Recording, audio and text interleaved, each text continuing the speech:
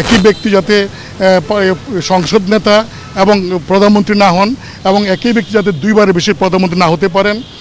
আমাদের দলের চেয়ারম্যান জনাব গোলাম মোহাম্মদ কাদের, সিনিয়র কো চেয়ারম্যান ব্যারিস্টার ইসলাম মাহমুদ, আমি এবং আমাদের আরও দুজন নেতা, একজন হলেন আমাদের গোলাম মাসুর মোল্লা এবং মিলন প্রেসিডিয়াম সদস্য। আমরা 5 জন আসছিলাম। অনেকক্ষণ, প্রায় 45 মিনিটের মতো আলোচনা হয়। খুব সৌহার্দ্য পরিবেশ আলোচনা হয়েছে। আমাদের পক্ষ থেকে আমাদের চেয়ারম্যান তিনি প্রথমেই অন্তর্বর্তীকালীন সরকারকে ধন্যবাদ জানান এবং সমর্থনতা ব্যক্ত করেন এবং তিনি যারা শহীদ হয়েছেন সেই শ্রদ্ধা জ্ঞাপন করেন এবং যে সমস্ত ছাত্ররা আন্দোলন করেছেন অসুস্থ তারা যাতে সঠিকভাবে চিকিৎসা হয় সেই বিষয়ে তিনি কথা বলেছেন। আর এছাড়াও আমাদের চেয়ারম্যান তো ব্যক্তিগতভাবে যারা শহীদ হয়েছেন ছাত্র আন্দোলনে তাদেরকে তো তিনি মুক্তি সেনা হিসেবে আখ্যায়িত করেছেন।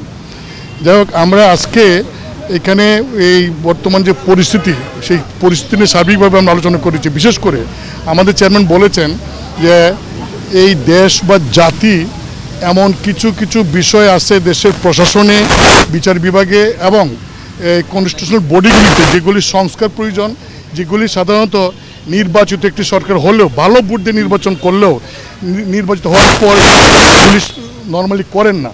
কাজেই তিনি বলেছেন যে আপনারা অন্তর্বর্তীকালীন সরকার, আপনারা এই দেশের জনগণের অকুণ্ঠ সমর্থনে, ছাত্রদের অকুণ্ঠ সমর্থনে এবং দেশবাসীর সকলের সমর্থন আপনাদের উপর আছে। তাই দেশের মানুষ আশা করে, আমরা আশা করি যে সমস্ত কাজগুলি নির্বাচিত সরকার করতে পারে না সেই কাজগুলি আপনারা করবেন। যেমন কনস্টিটিউশনের 15th অ্যামেন্ডমেন্ট বলছে, 15th অ্যামেন্ডমেন্টে যাতে বাতিল করা হয় সেটা আমরা এখানে উল্লেখ করেছি। তারপরে বিচার বিভাগের যেটা রিফর্ম করা, বিশেষ করে উচ্চ আদালতের, সেটা আমরা বলেছি। তারপরে পার্লামেন্ট এবং প্রেসিডেন্টের মধ্যে এবং প্রধানমন্ত্রীর মধ্যে ক্ষমতাটা ভারসাম্য আনা, একই ব্যক্তি যাতে সংসদ নেতা এবং প্রধানমন্ত্রী না হন এবং একই ব্যক্তি যাতে দুইবারের বেশি প্রধানমন্ত্রী না হতে পারেন।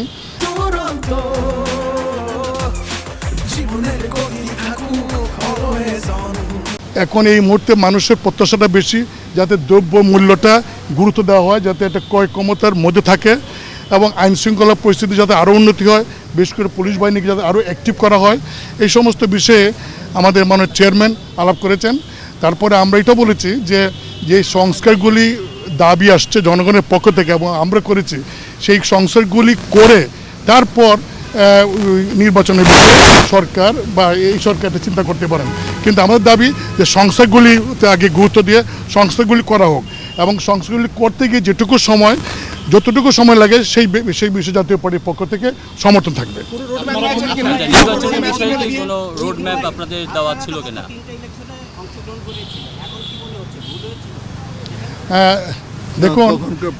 দেখুন তখনকার প্রেক্ষাপটে আমরা নির্বাচন করেছি। আরেকটা হলো, দেখেন সংবিধান অনুযায়ী যখন নির্বাচন হয় আমরা কিন্তু প্রত্যেকটা নির্বাচন অংশগ্রহণ করেছি। আমি আবারও বলছি যে একটা ভালো নির্বাচন হলেও নির্বাচিত সরকারি যে ভালো কাজগুলি করবে, দেশের সংস্থাগুলি এটা অনেক সময় করে না, এটা আপনারা নিশ্চয় দেখছেন। কাজে এই সরকারের পক্ষেই যে সমস্ত সংস্কার রাজনৈতিক দলগুলি করবে না সেইগুলি তারা করতে পারবেন এবং এটা একটা সুযোগ এসেছে যে এই দেশের মানুষের প্রয়োজনে এই দেশের প্রশাসনের নিরপেক্ষ রাখার, ইলেকশন কমিশনকে নিরপেক্ষ রাখার, কনস্টিটিউশনাল বডিকে নিরপেক্ষ রাখার এবং বিচার বিভাগকে নিরপেক্ষ রাখার, এই সমস্ত সার্বিক বিষয়ে যে সমস্ত সংস্কার করা দরকার এই সংস্কারগুলি এই সরকারের পক্ষেই করা সম্ভব। আচ্ছা, আপনারা পরপর 3টা নির্বাচনে অংশগ্রহণ করেছেন আওয়ামী লীগ সরকারের নেতৃত্বে। 2টা নির্বাচন আপনারা ইতিমধ্যে দেখেছেন যে খুবই তারা একচ্ছত্রভাবে আধিপত্য বিস্তার করে রাতের ভোট নিয়েছে, পরবর্তীতে আরও তৃতীয় ভোটটা যে আপনারা যে আবার যে অংশগ্রহণ করেছেন সেটাও কি দেখুন দেশ স্বাধীনের পর থেকে আজকে পর্যন্ত অনেক রাজনৈতিক দল আছে, অনেকে ক্ষমতা গেছে, আমরা ক্ষমতা ছিলাম, সবারই কম বেশি ভুল ত্রুটি আছে। তাই সেই জন্য আমরা বলছি যে রাজনৈতিক দলগুলি শুধুমাত্র নির্বাচন করে গিয়ে সংস্কারগুলি করবে এটা আমাদের মনে হয় না। তাই এই সরকারের পক্ষে করা সম্ভব। আমাদের অনেক ভুল ত্রুটি আছে, সেই ভুল ত্রুটি যদি ইচ্ছা করলে করতে না পারি সেই জন্য তো সংস্কারগুলি প্রয়োজন। না, এটা আমাদের চেয়ারম্যান বলেছেন যে যে সংস্কারগুলি প্রয়োজন, খুবই প্রয়োজন, সেই সংস্কারগুলি এই মাননীয় প্রধান উপদেষ্টার কাছে অনুরোধ করা হয়েছে। তিনি তার উপদেষ্টা পরিষদ তাদের প্রতি আমাদের আস্থা আছে, দেশবাসীর আস্থা আছে। এবং আমাদের চেয়ারম্যান এটাও বলেছেন যে ওনারা আসেন, ওনার প্রত্যেকের তারা আসছেন দেশের প্রয়োজনে, দেশের স্বার্থে। কাজে দেশের স্বার্থে তারা কাজ করছেন এবং এই দেশের স্বার্থে কাজ করতে গিয়ে, সংস্কার করতে গিয়ে যেটুকু সময়ের প্রয়োজন সেইটুকু সময় ওনারা হিসাব করে পরে মানে কবে কোনটা নির্বাচনটা কবে হবে সেটার বিষয়ে ওনারা একটা সিদ্ধান্ত দিবেন। Thank you.